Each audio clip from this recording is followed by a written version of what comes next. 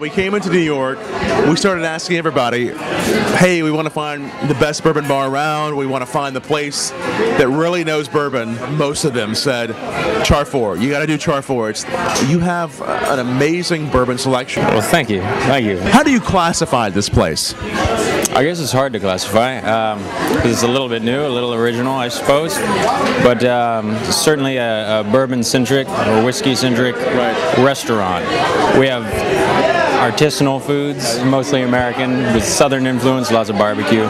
We try to have everything, you know. We try to get our hands on whatever we can, especially the interesting or the unusual, the abnormal from different whiskey bars. And some of those unusual ones that you have are? Well, anything from the Japanese market. I think the Martin Mills Japanese release, the Maker's Mark Black Label, all of the classic casks, which are in Japanese release, but defunct distillery, so it's certainly difficult to find, difficult to get. You're bringing really like a slice of Americana, Kentucky bourbon to Brooklyn. And how does Brooklyn respond? Well, they have good taste, so it's good, you know. I think that Brooklyn is filled with a lot of very, very cultured and intelligent people who have good taste, and they've responded very well to bourbon within Brooklyn, and they seem to enjoy good food and enjoy the pairing of it, and it's nice. It's perfect.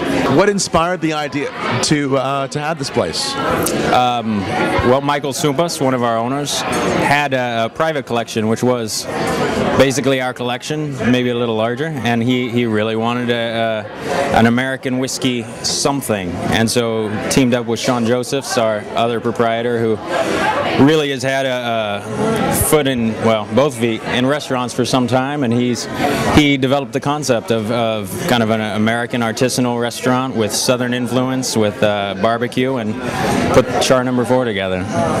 And Char No. 4, I mean, obviously we have to know where does the name come from? Well, obviously there are different degrees of charring on barrels for bourbon, with No. 4 being the most intense, which gives it all of the flavor, all of the character, all of the wonderful deliciousness that is bourbon, and so we want to embody that. This place is relaxed, laid back, beautiful, but the intensity of the passion that's here, I noticed it when I walked in. We opened in September of 2008.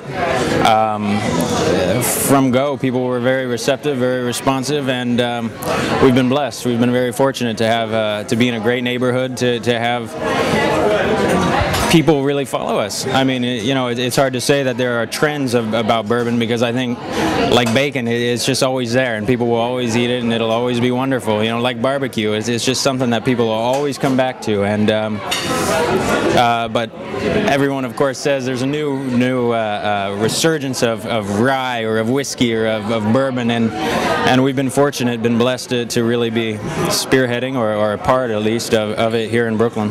The concept of the light specifically was that the glow of the light would resemble looking through a whiskey glass, or having light shined at you through a whiskey glass, and so it gives a very mellow, very soft ambiance, just like I suppose you want when you're drinking whiskey, drinking bourbon. And then the shape, you know, was derived from a little abstractly from bourbon barrels. The lights were all custom made. The whole display of the whiskey bar was custom made. It was a question, you know, how are we going to display? What are we going to do? How do we manage to grab from 150 whiskeys, you know, to help people when you're looking at all brown bottles, the sea brown bottles, and what do you do? And the easiest way was to lay them out so that everyone saw what was really important, what was beautiful about the restaurant, which really is a whiskey. And so we had a custom-made, enormous shelf with all of our whiskeys on it, and it really is the focus, really is the highlight, just lit from underneath, and it's beautiful. Well, from Kentucky to Brooklyn, our hats off to you. You've done a great job. Thank you, and we wouldn't be here without Kentucky, so thank you. I've never seen a Maker's Mark Black, and came all the way to New York to see it. It's a Japanese export only, so that's $100 per ounce to try. And those are Japanese export blends. These are ones we don't see every day, that's for sure. Wow, I'm impressed.